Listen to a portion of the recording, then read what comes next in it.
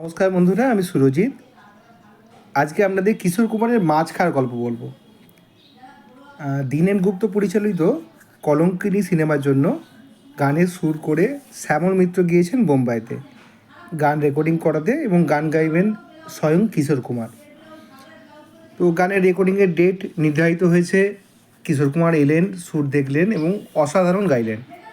গানের ফাঁকে সঙ্গীত পরিচালককে কানে কানে বললেন, আমি কিন্তু একদিন আপনার বাড়িতে মাছ খেতে যাব। এবার কিশোর কুমার যে কোন কথাটা কখন সিরিয়াস বলেন, কখন মজা করে বলেন, বোঝা মুশকিল। কিন্তু এটা মজা ছিল না। 2-4 দিন বাদেই তো পরিচালকের বাড়িতে উপস্থিত মাছ খাওয়ার জন্য। সেদিনকে অনেক রকম মাছের ব্যবস্থা হয়েছিল। ইলিশ মাছ, পোনা মাছ, পাবদে মাছ, পার্সে মাছ, ভেটকি মাছ।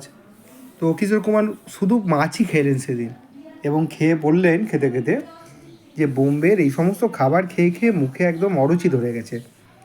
তো সঙ্গীত পরিচালক শ্যামল মিত্র বললেন, আপনি তো চাইলেই মাছ হয়ে যায়। বলে, না না দাদা, অত সহজ নয়। তবে আপনার কাছে আজকে আমি প্রায় 1 বছরে মাছ খেয়ে নিলাম। এইরকমই ছিলেন, খুব সহজ, খুব সাধারণ, আবার অসাধারণ। এইরকমই মানুষ ছিলেন কিশোর কুমার। হ্যাঁ, কোন গানটার কথা রেকর্ডিংয়ে গিয়ে ঘটনাটা হলো সেটাই তো বলা হলো না। যে গানটা ছিল সেটা হচ্ছে, কিছু কথা ছিল চোখে, কিছু কথা ছিল মুখে, জানি না কেন যে বাজে এ সুর বুকে।